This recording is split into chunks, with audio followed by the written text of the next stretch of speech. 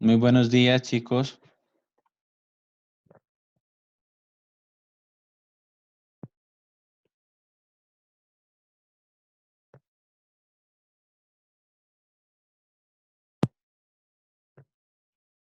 Vamos prendiendo la cámara, por favor, chicos. Se los agradezco infinitamente.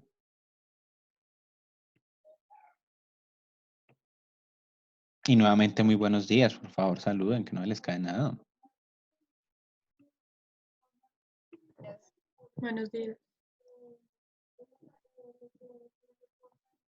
Buenos días. Muy buenos días.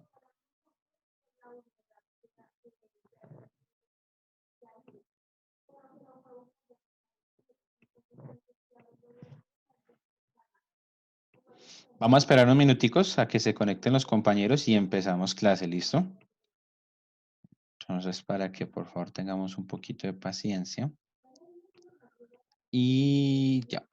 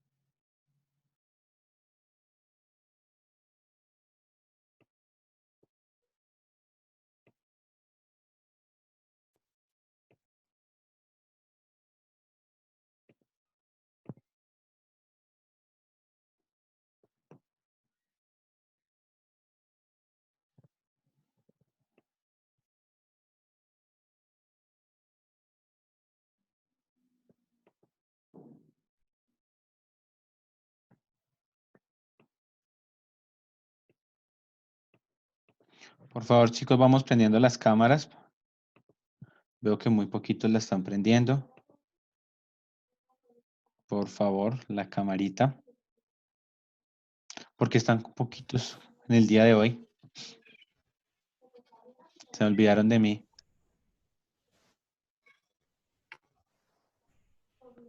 ¿Qué les está disgustando, hombre, que no se conectan a clase?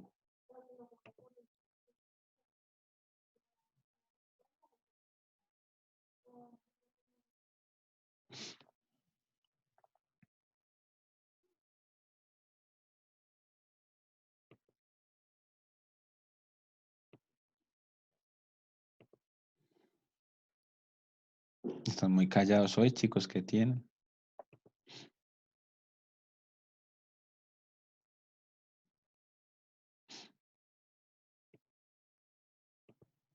Bueno.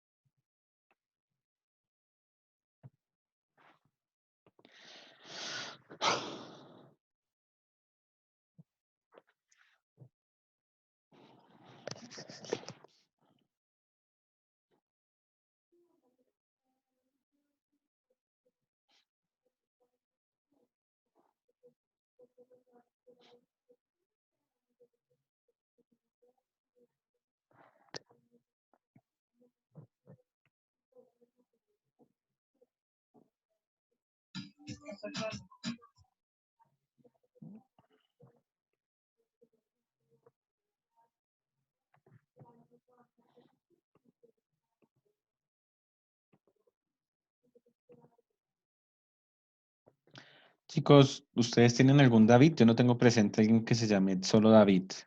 Porfa, que me colaboren. Sergio David Rodríguez. Aparece como David nomás. Vamos a darle la entrada y si no miramos. No, aparece como David nomás. ¿Sí ves? Checho, ¿sí ves que aparece solo como David? Pues pregúntele si es él, ¿no? Si no responde, David, pues lo saca. muy buenos días. ¿Haces el favor y prendes la cámara, por favor? David,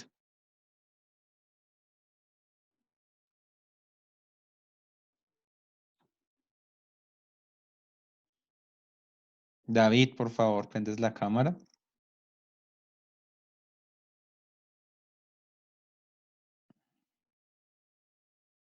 No contesta. Es que a mí no me suena ese David, la verdad.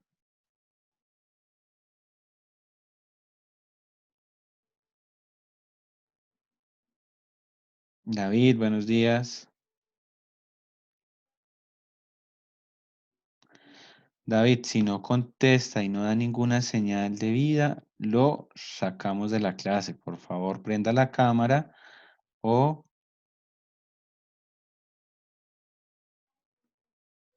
diga algo.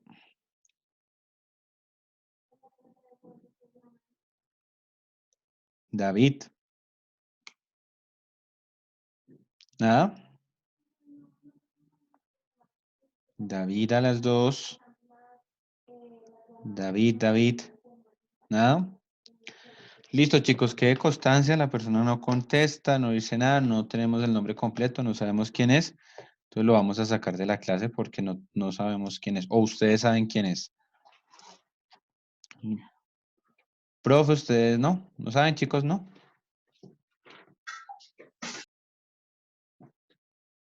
Chicos, ¿ustedes saben quién es?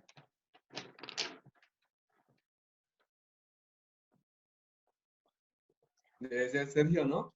Pero no contesta, no dice nada. Ah, David, sí.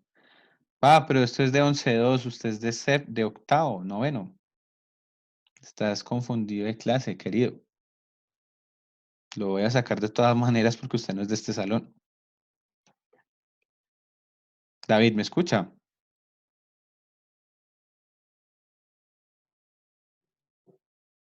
David, tú no eres de esta clase, te voy a sacar por eso, ¿vale? La curiosidad. ¿Perdón?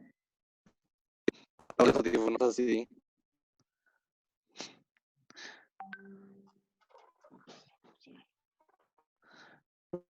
David, listo, te voy a sacar entonces porque tú eres de noveno, ¿vale?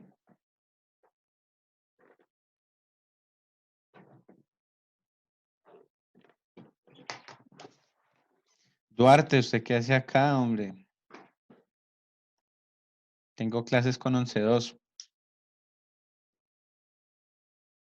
Duarte.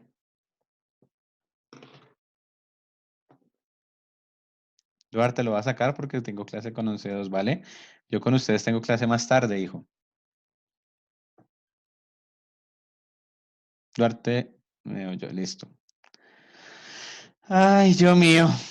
Otro más que se haya confundido que no sea 11-2. Empecemos porque nos cogió el tarde, dicen por ahí. Chicos, muy buenos días. Por favor, los demás prenden la cámara. Muestra a ver quién más está ahí a la sala de espera. No hay nadie más, entonces están muy callados, hoy no están hablando. Yo quería que hablaran hoy, que habláramos, que nos dialogáramos, que saliésemos del encierro mental en el que estamos. Entonces vamos a empezar dando dos indicaciones. La primera, espero que hayan tenido un muy buen fin de semana, espero que hayan descansado. La idea del día de hoy pues es empezar con buena energía. No sé si soy su primera clase, si soy su primera clase, pues ánimo chicos, no desfallezcan, los veo con una cara de aburrimiento. Y la segunda cosa, chicos, es que recuerden que hay que prender las cámaras, que tenemos que estar con camarita prendida 100% y pues desde orden de coordinación, ahorita la solicitud es que ustedes tienen que estar tomando apuntes. Ahorita pues ya nos dijeron que los apuntes son calificables. Yo siempre les he dicho a ustedes y pues yo he tratado tanto en aula, les repito acá. O sea, yo ahorita estoy manejando la dinámica de la diapositiva, no es que yo vaya a revisar que todas las diapositivas estén transcritas, no, porque mi idea no es esa y porque de alguna manera no quiero ser grosero ni displicente, esa información la encontrarían hasta mejor en internet y hasta más completa. La idea de la diapositiva es que ustedes pues se puedan ilustrar y puedan mirar y puedan comprender de pronto un tema y si les gusta alguna idea la transcriban. Pero volvemos al punto, la idea es que tengan apuntes, ¿listo, chicos? Entonces son calificables y igual la participación, ¿listo? No les voy a poner 5 por participar o porque van a decir, profe, y entonces el que no se conecta no tiene nota. No. ¿Qué quiere decir esto? Por ejemplo, pues si usted se conectó y usted participó, pues yo a usted le doy un punto, voy sumando ahí, si usted tiene alguna fallita o algo de pronto con una nota bajita, pues eso le va sumando, ¿listo? Entonces, para que no tengamos discrepancias más adelante después de que, profe, yo por qué saqué tan poquito, profe, por qué tal cosa, yo esperaba una nota más alta, ¿listo? El niño pues se conectó ahorita, me preguntaba por la diadema, pues la compré en pro de que pues muchos me decían que no me escuchaba bien. No sé si me escuchan mejor ahora porque la compré con micrófono. Entonces la idea es que se pueda escuchar mejor la clase porque de pronto con el micrófono del computador pues se me estaba como dañando, no sé. O de pronto estaba presentando ciertas fallas. La idea es pues tratar de mejorar y pues que no haya inconvenientes. ¿Listo, chicos? Entonces cualquier cosa pues me están comentando ahí, ¿listo? Entonces empecemos por el inicio. Retomemos un poquito de la clase anterior. Recuérdenme, ayúdenme a hacer memoria de qué estábamos hablando. ¿Cuál fue el último tema que tocamos? ¿No todos hablan de eso?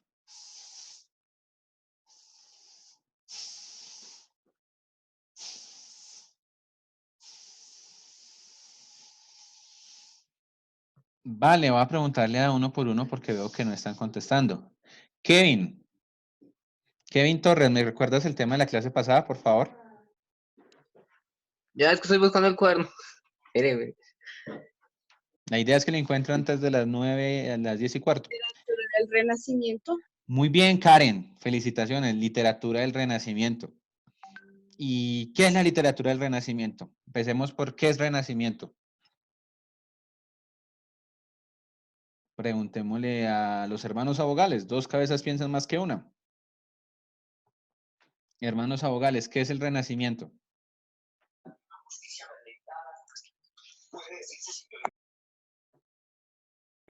Pero es que estoy yendo por el cuaderno también. Ya. La idea es que el cuaderno esté antes de las 9:30, de las 9:40, perdón. Chicos, preguntémosle a otra persona entonces. Valentina Jorge, ¿qué es el Renacimiento entonces?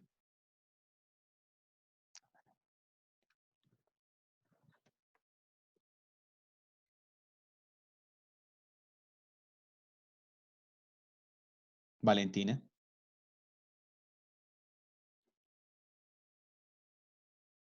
La perdimos. Vale. Luis Carlos García, ¿qué es el Renacimiento?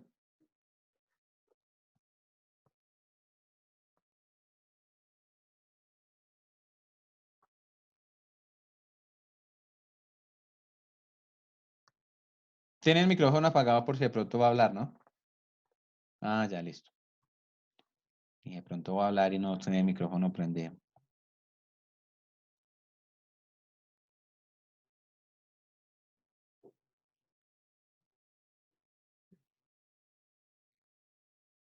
Es el periodo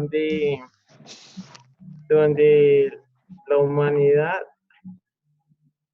donde,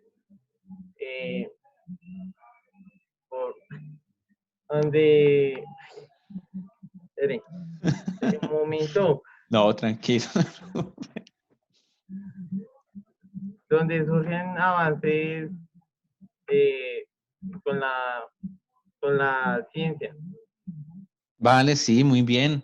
Surgen avances con la ciencia, ¿qué más? Eh, eh, eh, eh, Pidámosle una ayuda a un colega suyo. Cristian Párraga, eh, colabórame con otro aporte del Renacimiento, con otra característica.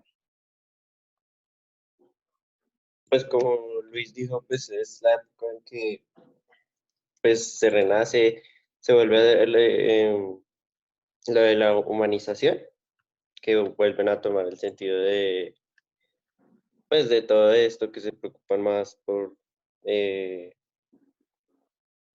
humano en sí. Vale. ¿Algo más? O-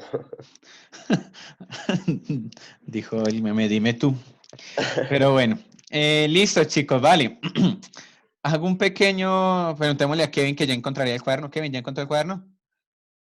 Sí, ya. Listo, ¿qué más nos puedes aportar? Eh, que en el Renacimiento se extendió un interés por la antigüedad. Perfecto, Ave María. ¿Y esa antigüedad cómo se llamaba? Pero muy bien, ¿lo qué? ¿O antigüedad de quién? ¿Lo qué? Pues de la cultura, del arte y de la mitología. ¿Pero qué? ¿De Ah, qué, no sé. de qué lugar era? ¿Griega? Ajá, griega ahí. Romana. Perfecto, muy bien, Kevin. Listo, chicos. Entonces, ya teniendo claro esa idea que nos acaba de dar Kevin, Cristian y Luis Carlos, vamos a retomar un poquito la clase de manera rápida, dando la siguiente indicación para las personas que de pronto no tengan claro pues el tema.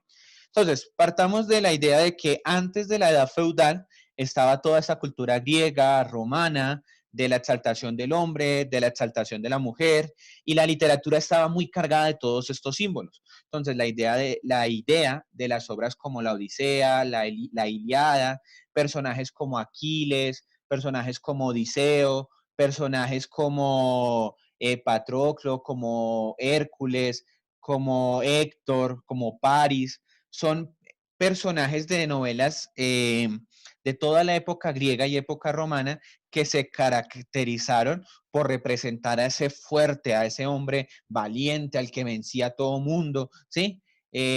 No hablaban de Héctor como Héctor, sino de Héctor, domador de caballos, gran príncipe de Troya, ¿sí? Es decir, toda la literatura giraba en torno a representar toda esta simbología griega, ¿sí?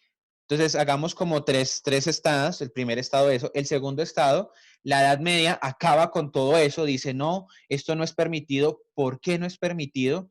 Porque todo lo grecorromano apuntaba a un politeísmo, o sea, decía que existían muchos dioses, entonces la iglesia no lo iba a permitir. Apuntaba a la divinización de la mujer, algo que la iglesia tampoco iba a permitir. Recordemos en lo grecorromano la idea de la mujer perfecta que es Venus, o la mujer perfecta al mismo tiempo que es Afrodita, la idea de Helena, la idea de la historia de Helena de Troya que ustedes conocen, era una mujer hermosa, perfecta. Entonces, la Iglesia Católica y todo el oscurantismo acaba con esto.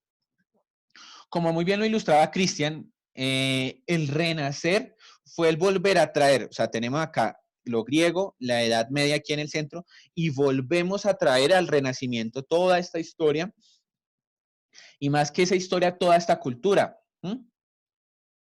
Entonces, para que lo tengamos presente, eso fue la literatura del Renacimiento. Todos estos personajes, toda esta característica literaria se trae a este momento histórico y el hombre empieza nuevamente, dijo Christian, la humanización, dijo él, del hombre, vuelve a darse como ese volver a la idea del hombre como centro de todo el conocimiento. Hoy vamos a ver un autor muy importante de este periodo histórico, que es William Shakespeare, con la idea de retomar y ver cómo él nos ilustra de manera más ecuánime, de manera más clara, lo que fue el periodo del Renacimiento a merced de toda una corriente de idea en el que el hombre pasa a un plano más elevado. Entonces, voy a compartir con ustedes, permítanme un segundo, voy a compartir con ustedes la presentación. Entonces, el tema de esta semana, para que lo tengamos muy presente, es hablar sobre el libro de Hamlet. Hamlet es una obra de William Shakespeare, pero pues cuando estaba yo organizando la clase, caía en la cuenta de que, hombre, ¿cómo voy a hablar yo de Hamlet sin hablar de un personaje tan importante como fue el mismo Shakespeare? Y el mismo Shakespeare desde la figura de lo que fue su vida y pues desde lo que fue su obra y su representación de este periodo histórico. No sé, ustedes recuerdan, de pronto estoy confundido con lo que voy a decir. Ustedes se acuerdan que yo les decía a ustedes que cuál es el truco para que una obra literaria sea recordada. ¿Se acuerdan, chicos? ¿Tienen presente cómo hacemos, o si ustedes quieren escribir en un futuro no muy lejano, cómo se hace para que las obras de arte, las obras literarias sean recordadas? Le voy a pedir el favor a los hermanos abogales, Alina Perdomo, que por favor se enfoquen porque es que estoy viendo un techo ahí al fondo y no sé quién es ese techo. Profe, relacionarlo con un hecho histórico. Ay, perfecto, Sergio. Pero, o sea, la idea está muy bien, pero no tanto como hecho histórico de que yo cuento una historia, sino cuento una época. O sea, es una forma en que yo cuento la historia, pero no es como ponerme yo, de tal año a tal año pasó tal cosa. No, no, no. La obra literaria pasa a la historia en la medida de que cuenta lo que pasó de una manera diferente. Entonces, con Hamlet vamos a ver nosotros y retomar esa idea de cómo William Shakespeare nos cuenta qué fue el Renacimiento, pero desde una perspectiva del autor, del personaje que es Hamlet. Hamlet nos va a contar qué fue la época del Renacimiento. ¿Listo, chicos? Para que lo tengamos presente. Pero vamos a empezar viendo quién fue William Shakespeare, y yo creo que pues se nos va a ir la clase en ese pequeño dato curioso, porque William Shakespeare, al igual que sus obras, fue un hombre extraordinario. Listo, chicos. Igual, ya saben, cualquier pregunta, duda o comentario me la van haciendo, cosa de que... Entonces, vamos a ver la obra de Hamlet de William Shakespeare, pero vamos a empezar por quién fue William Shakespeare. ¿Listo, chicos? Para que lo tengamos presente. Este hombre fue William Shakespeare. Si notan alguna particularidad en la imagen,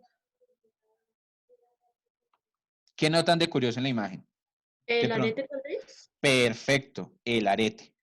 Ya el arete, con un símbolo tan sencillo, ahorita lo vamos a ver de pronto hacia el final, él es conocido como ese autor de la contrarreforma, por así decirlo. Digo contrarreforma no a nivel religioso, sino a nivel social. Fue un hombre que estuvo en contra de las leyes de la organización y quiso presentar cómo era en verdad el Renacimiento.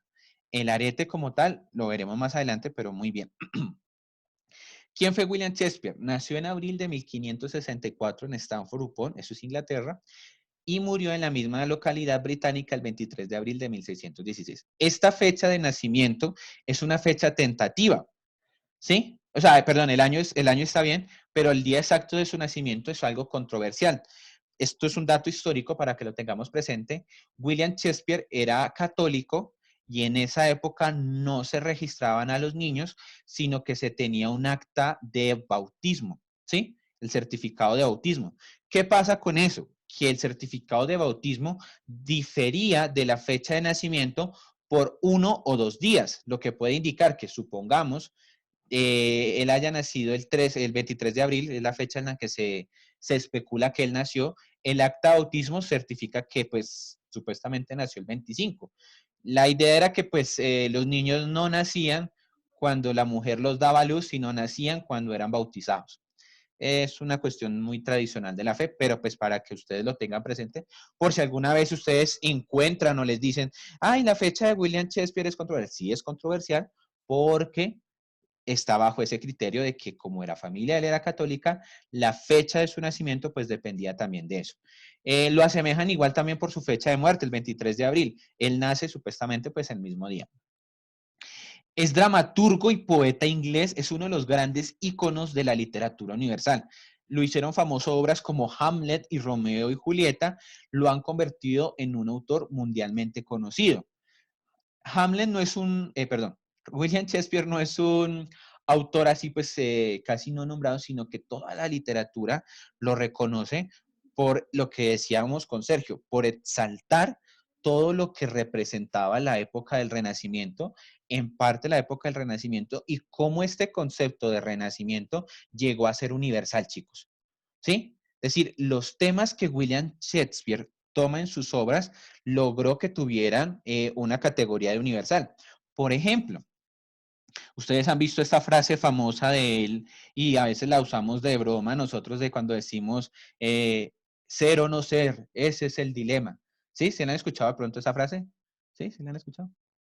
Sí, profe. Exacto. Cuando han escuchado esa frase, entonces esa frase indica la síntesis de toda una época en la que se refleja ese dilema humano, en el que el hombre se está preguntando constantemente, ¿hago o no hago esto? ¿Está bien o está mal? Es decir, esa frase tan, digamos, pues tan tonta al mismo tiempo, pues, entre comillas, tiene todo un significado trascendente y eso hace que William Shakespeare sea reconocido. ¿Listo? Para que lo vayamos teniendo presente y entendamos como la importancia de este autor. Primeros años, vamos a ver, vamos a verlo de manera muy general. La idea es pues como llevarnos una visión del personaje, cosa de que después entendamos muy bien su obra. No se conoce, bueno, lo que les decía, no se conoce una fecha exacta de su nacimiento, aunque se cree que fue alrededor del día 26 de este mes, gracias a lo que se conserva su acta bautismal, por lo que decimos de la acta bautismal. Shakespeare fue el tercero de los 8 hijos del matrimonio formado por John Shakespeare, político local y comerciante, y Mary Arden. A pesar de la situación privilegiada que tenían, poco después del nacimiento del escritor, todo cambió. Su familia fue perseguida, se cree, por profesar la fe católica. ¿Cuál es la cuestión acá, chicos? Dos. La primera, en esa época en Inglaterra estaba la idea del cambio de la religión. ¿Qué quiere decir el cambio de religión? No estamos hablando del protestantismo, no. Ustedes sabrán que Inglaterra es anglicana. Anglicana es que no pertenecen o no están bajo el dominio del Papa, sino bajo el dominio de lo que diga el rey. ¿Qué pasaba? Pues el hecho de decir que era católico, pues significaba todo un cambio de estructura en la que, pues, en teoría, esta familia, pues, estaba en contra de lo que decía el rey. Si estábamos en contra de lo que decíamos del rey, pues nos iban a matar. Entonces, esa es la idea, pues, de que por qué la familia es perseguida y cuál es la importancia también de, pues, de tener presente el concepto religioso para esta época. Poco se sabe de la infancia y de la adolescencia del famoso escritor inglés. Todo apunta que cursó los estudios primarios en una escuela local, la Stanford Grammar School. Sin embargo, no hay ningún documento que acredite que Shakespeare se formara allí en cuántos años estudió. En noviembre de 1582, William Shakespeare, de 18 años, contrajo matrimonio con Anne Hathaway, de 26 años. Con ella, el dramaturgo tuvo 3 hijos, Susana y los mellizos Judith y Hamnet. Este último murió a los 11 años por causas que se desconocen. Los bautizos de sus 3 hijos fueron los últimos datos que se tuvieron de Shakespeare durante unos 10 años. Esto es lo que se conoce como los años perdidos. Listo, chicos. Esta es una biografía muy rápida de William Shakespeare, pero quiero que ustedes se ilustren de alguna manera bajo la necesidad de entender que el autor es un autor controversial porque no se conoce mucho de él. Todo lo que se conoce de él es especulación, ¿sí? Y si lo que vemos en la última frase que nos dice, en la última frase dice, los bautizos de sus hijos fueron los últimos datos que se tuvieron de Shakespeare. Hay quienes aseguran, pilas, es una corriente de pensamiento, que Shakespeare no existió, que Shakespeare es un seudónimo que usaron unos autores para publicar ciertas obras, ¿sí? Que Shakespeare fue como la idealización del literato o del artista para que se publicasen estas obras. Entonces, para que lo tengamos presente, por si alguna vez escuchan eso, pues es una corriente que se sostiene. Listo, chicos. La obra de Shakespeare, salto a la escena londinense. Alrededor de 1509, William Shakespeare trasladó a Londres y dejó a su familia en Stanford. Hay quien afirma que el escritor británico huyó para escapar de una condena por caza furtiva de ciervos. Sin embargo, no se tiene constancia de que fuera cierto. Por eso les digo, mucho de lo que se sabe de él es pura especulación. Los comienzos en la capital inglesa fueron humildes. Muchos creen que trabajó como maestro y como aprendiz de carnicero antes de convertirse en el reconocido escritor que fue. Vuelvo, insisto, todo desde la especulación. Hacia 1592 comenzó su andadura como dramaturgo y actor, trabajando en la compañía de teatro Chamberlain, de la que fue copropietario más tarde. Tras la muerte de la reina Isabel I de Inglaterra en 1603, la compañía consiguió una patente real del rey Jacobo I de Inglaterra y VI de Escocia, a partir de ese momento pasó a llamarse King's Men. Entonces, estos fueron como los acontecimientos más de cómo empezó Shakespeare y cómo empezó a darse su obra, ¿listo? Cómo empezó él a lanzarse, pues lo que les digo, todo es especulación de cómo él empieza a surgir en la obra. Vamos a ver lo que es nuevamente su obra, sus escritos, y logremos entender pues también cómo funciona este personaje. Durante su estancia en Londres, William Shakespeare desarrolló su carrera literaria en 1593. Publicó uno de sus primeros éxitos, su poema Venus y Adonis. Su actividad en la poesía se fecha entre 1592 y 1597. Sin embargo, lo que realmente le dio fama al escritor británico fueron sus obras de teatro. Como dramaturgo, Shakespeare escribió 14 comedias, 10 tragedias y otros 10 dramas históricos. Antes del año 1600 se fecha una de sus comedias más famosas, El sueño de una noche de verano. ¿Mm? Listo, chicos, entonces aquí nos van presentando cómo se van dando, pues, como sus obras más importantes. A partir de 1600 se publicaron las conocidas como comedias oscuras y las tragedias.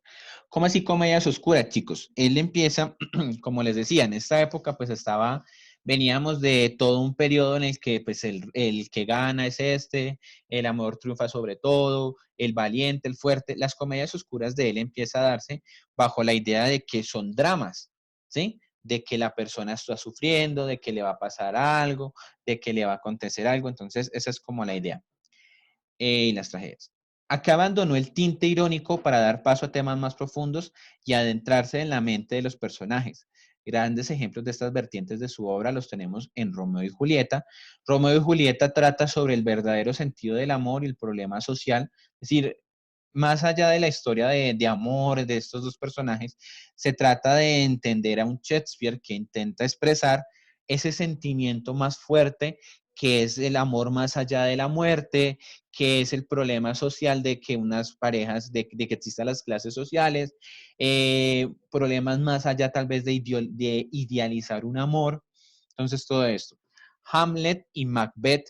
Se dice que la segunda se escribió debido a la prematura muerte de su hijo Hamlet. Listo.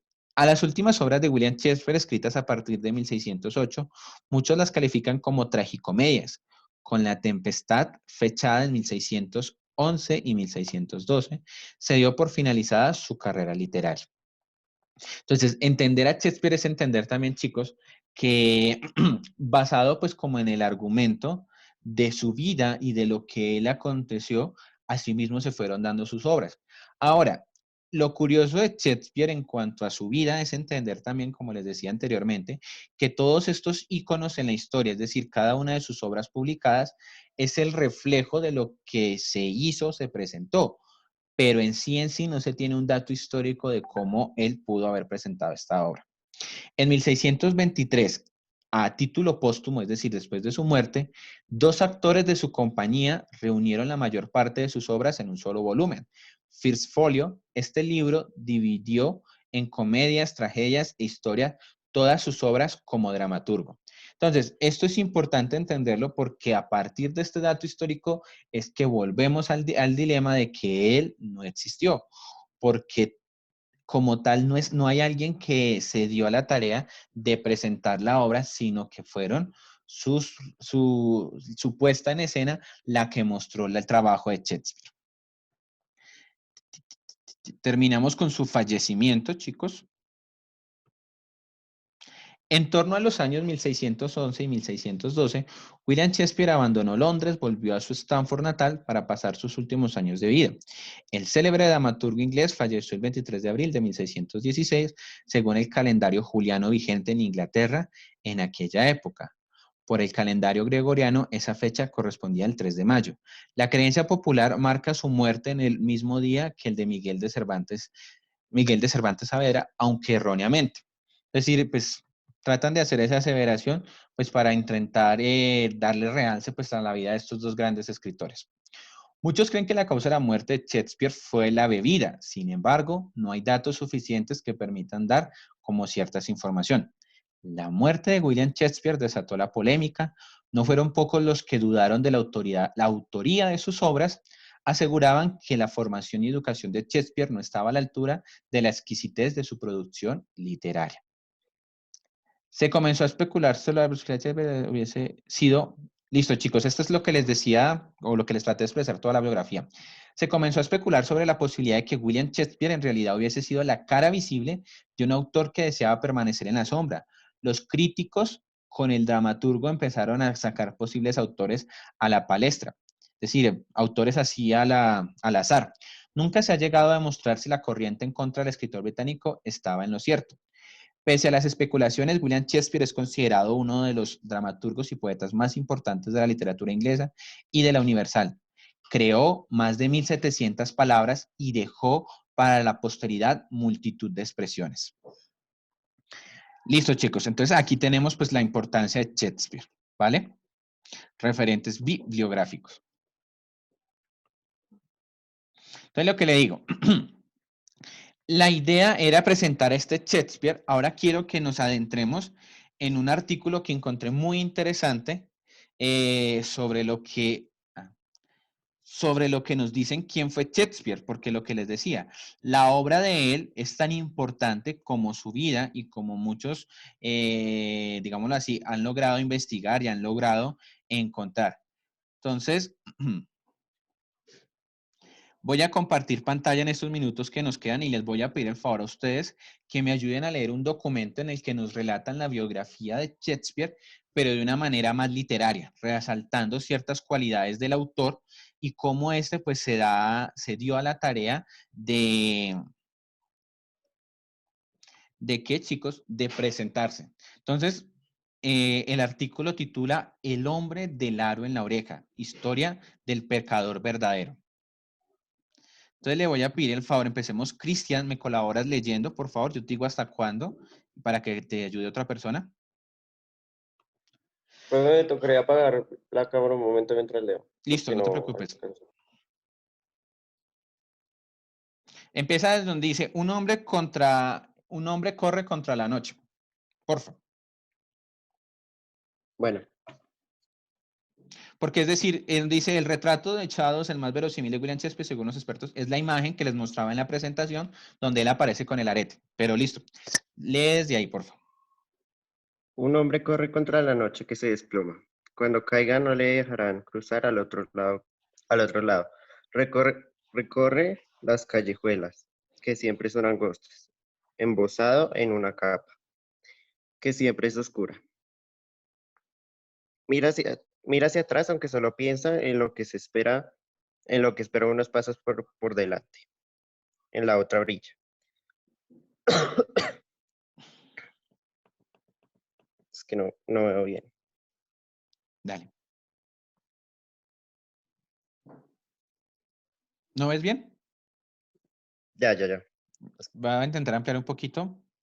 A ver si de pronto te mejora. ¿Ya? Sí, ya. La de la verdadera resurrección de la carne, donde las leyes no existen y solo mandan los pecados. Dicen que le importa ese único momento, que ya no busca el aplauso, quizá porque lo tiene. Que la razón de su éxito está en las noches de placer en la cara oculta de Londres. Perdóname un segundo. Voy a finalizar la videoconferencia, chicos, porque ya me di cuenta que se nos acabó el tiempo. Qué pena, Cristian. Les pido el favor que nos conectemos para terminar la lectura. Pues por el tiempo de pronto no la terminemos toda hoy, pero pues quiero que la empecemos al menos para que se